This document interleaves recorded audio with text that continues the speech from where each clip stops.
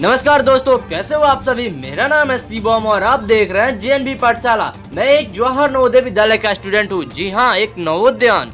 Hello dear students, तो इस video में हम बात करेंगे सैनिक स्कूल के बारे में। सैनिक स्कूल का मॉडल पेपर हम देखेंगे जीके के लिए, यानी जो जनरल नॉलेज के लिए आता है, सोशल स्टडीज से क्वेश्चन, उसी को हम देखेंगे। तो ये स्पेशल वीडियो क्लास 9th के लिए, अगर कोई क्लास 6 का स्टूडेंट देख रहा है तो भी देख सकता है। लेकिन कुछ क्वेश्चन जो जीके के हैं वो काफ़ी थोड़ा टॉप लेवल के हैं, यानी करंट अफेयर से कुछ ज़्यादा ही हाई लेवल के क्वेश्चन हैं जो स्पेशली मैंने क्लास 9th के लिए ढूंढा है। और यहाँ पे एक चीज़ मैंने लिखा है, दम है तो सॉल्व करो। तो इसका कुछ स्पेशल मीनिंग है जो आप जब क्वेश्चंस को सॉल्व करोगे तो आपको खुद ही रियलाइज हो जाएगा। आपको विश्वास नहीं है तो आप खुद ही सॉल्व करके देख लो। और क्वेश्चंस को सॉल्व करने से पहले आप थोड़ा सा एक रूल समझ लो। इस गेम का रूल यही है कि आपको हर एक क्वेश्चंस को सॉल्व करने के लिए 5 सेकंड मिलेंगे। अगर आपको ज़्यादा टाइम चाहिए तो आप वीडियो को पॉज कर सकते हैं, यानी रोक सकते हैं। तो अब क्वेश्चंस को हम अपने शुरू करते हैं। तो ये रहा फर्स्ट क्वेश्चन आपके स्क्रीन पे। इसको सॉल्व करने के लिए आपका टाइम स्टार्ट होता है अब।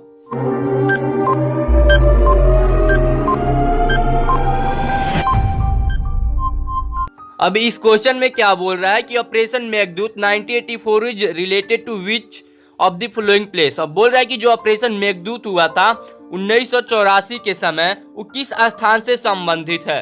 तो वैसे तो आपको अगर कुछ हिस्ट्री का नॉलेज होगा तो आपको पता होगा, या अगर आप इंडियन आर्मी, वैसे शायद ये चीज आपको पता है कि ये चीज जो हुआ था वो सियाचिन ग्लेशियर के लिए हुआ था, जिस समय कि पाकिस्तान ने कब्जा कर लिया था। तो आपको थोड़ा सा और डीप नॉलेज दे देता हूँ कि ये जो 1984 दिया हुआ है, इसका एग्जैक्ट डेट जो है वो 13 अप्रैल 1984 के दिन ये सभी चीजें हुई थी।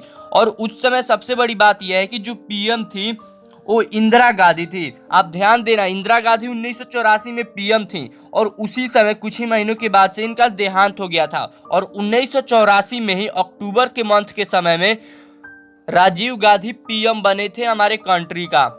यानी ये जो 1984 है ये कई मुद्दों से महत्वपूर्ण है। तो इस डेट को आप थोड़ा सा अच्छे से याद कर लेना। अब सेकेंड क्वेश्चन को आप सॉल्व करो।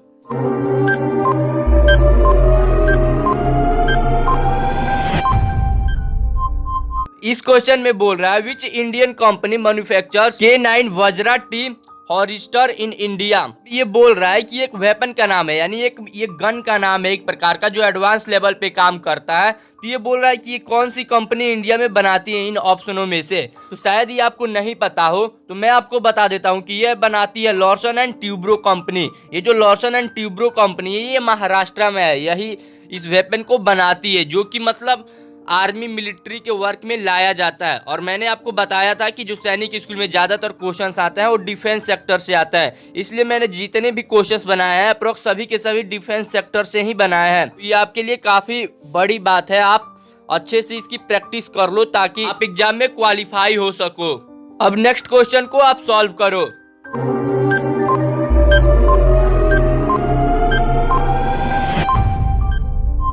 क्वेश्चन में पूछ रहा है who is the captain of India in ICC one day team of decade 2020। अब पूछ रहा है कि वनडे टीम के कैप्टन कौन थे इंडिया में आईसीसी के, वो भी 2020 में। तो आपको ये पता होगा आंसर, अगर जो क्रिकेट लवर होंगे उनको तो ऐसे ही पता होगा, MS धोनी। जो माही थे वही है कैप्टन। अब नेक्स्ट क्वेश्चन को आप सॉल्व करो।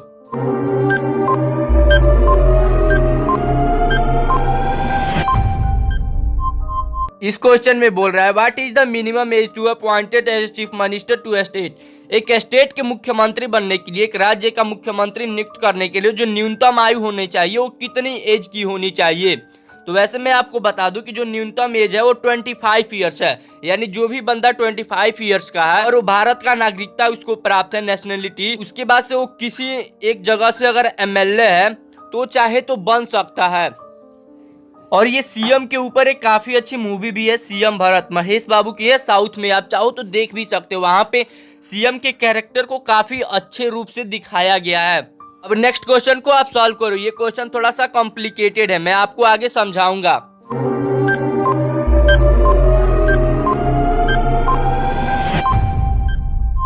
क्वेश्चन में बोल रहा है FRS स्टैंड फॉर। ये जो FRS है इसका फुल फॉर्म क्या होगा। लेकिन अगर ना आपने एफआरएस का फुल फॉर्म गूगल पे सर्च किया है तो बहुत अलग अलग तरीके से आ जाते हैं, तो इसलिए यहाँ पे गूगल से नहीं अपने ऑप्शंस पे इसको बनाना है। यहाँ पे आप देख सकते हो कि ये जितने भी 3 ऑप्शंस दिए हैं ये तीनों में एफआरएस हो रहा है, यानी इसका एक्चुअल अब मीनिंग क्या होगा जो राइट है इन तीनों ऑप्शनों में से।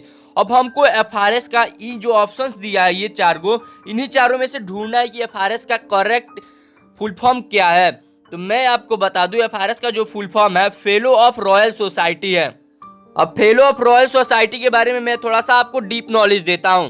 ये फेलो ऑफ रॉयल सोसाइटी जो है ये एक अवार्ड है जो लंदन के जजों के द्वारा दिया जाता है, लेकिन किन लोगों को दिया जाता है, जो मैथ के फील्ड में या टेक्नोलॉजी के फील्ड में या साइंस के फील्ड में कुछ भी नया इन्वेंशन करते हैं, उन्हीं लोगों को लंदन के जजों के द्वारा ये fellow of royal society award दिया जाता है। अब नेक्स्ट क्वेश्चन को आप सॉल्व करो, ये देखने में जितना इजी है उतना है नहीं।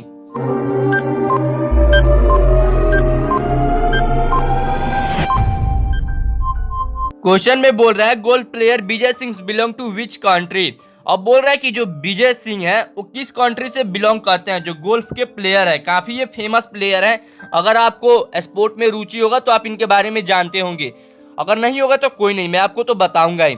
तो वैसे अब इनका नाम विजय सिंह है, तो वैसे तो नाम से ही लग रहा है कि ये इंडिया के होंगे। वेल, अगर आपने भी इंडिया चुना है तो ये गलत है, ये इंडिया के नहीं है। अब ये इंडिया के तो है नहीं, यूके के भी होंगे नहीं और यूएसए के भी होंगे नहीं, क्योंकि इन दोनों कंट्री में तो नाम अलग अलग होता है। लेकिन एक कंट्री बचा है हमारे पास, फिजी। तो ये एक फिजियन है, क्योंकि फिजी में भी कुछ इंडियन नाम मिलता जुलता है, और ये एक इंडो फिजियन है, यानी इनके मदर या फादर में से कोई ना कोई इंडिया से बिलोंग किया है या इनके किसी न किसी फैमिली से। अब नेक्स्ट क्वेश्चन को आप सॉल्व करो, ये क्वेश्चन करंट अफेयर के बेस पे है, तो इसको थोड़ा आप अच्छे से सॉल्व करना।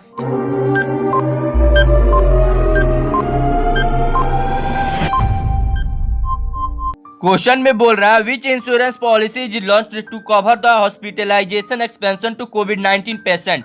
अब बोल रहा है कि कोविड-19 के जो रोगी हैं, जो अस्पताल में खर्चा होता है, उनको कवर करने के लिए कौन सी बीमा पॉलिसी शुरू की गई थी। यहाँ पे देखिए, यहाँ पे 4 ऑप्शंस दिया है, तो इसमें से ये तीनों नहीं होगा। ये LIC जीवन सरल भी नहीं होगा, जीवन सरल भी नहीं होगा और जीवन आनंद भी नहीं होगा, क्योंकि ये LIC जो जीवन सरल है और जीवन सरल है ये दोनों एक ही चीज है, बस आपको थोड़ा सा घुमा करके दे दिया। और LIC जीवन आनंद भी नहीं होगा।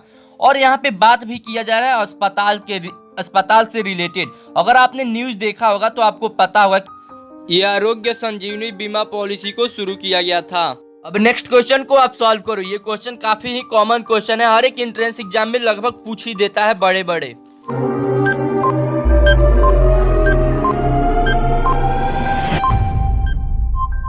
अब इस क्वेश्चन में बोल रहा है द वर्ड सत्यमेव जयते इज टेकन फ्रॉम। अब बोल रहा है कि जो सत्यमेव जयते शब्द है वो कहाँ से लिया गया है।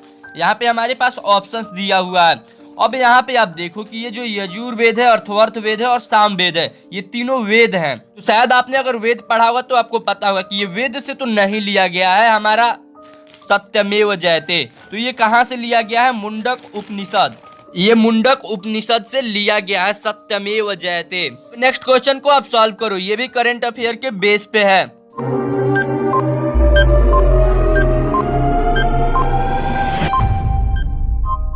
इस क्वेश्चन में बोल रहा है prime minister Shri Narendra Modi launch the national disease control program from where in Uttar Pradesh on 11 December 2019। प्रधानमंत्री श्री नरेंद्र मोदी ने राष्ट्रीय पशु रोग नियंत्रण कार्यक्रम का शुभारंभ 11 दिसंबर 2019 को उत्तर प्रदेश में कहाँ किया था। लिखा है national animal disease control program, तो इसको हम शॉर्टकट में ये भी बोलते हैं NADCP।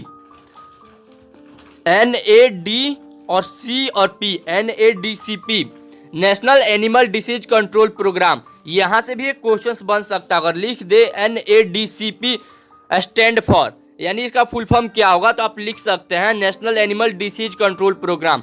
अभी ये कहाँ पे शुरू किया गया था, तो मैं आपको बता दूं कि ये यूपी में मथुरा में शुरू किया गया था। ये एनिमल्स में जो माउथ और फुट में उनके जो डिसीज होता है उन्हीं को कंट्रोल करने के लिए, इनको प्रोटेक्ट करने के लिए इसको लाया गया था। नेक्स्ट क्वेश्चन को आप सॉल्व करो, अगर आपको फिल्मी दुनिया से लगाव है तो आप इसको सॉल्व कर सकते हैं बड़े ही आसानी से।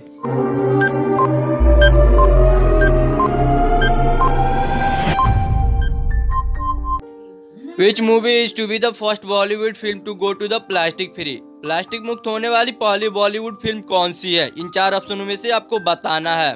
तो शायद इसका आंसर आपको पता भी है कि कूली नंबर 1 जो 2020 में रिलीज हुआ है वो प्लास्टिक फ्री मूवी है, जिसमें प्लास्टिक यूज नहीं हुआ है।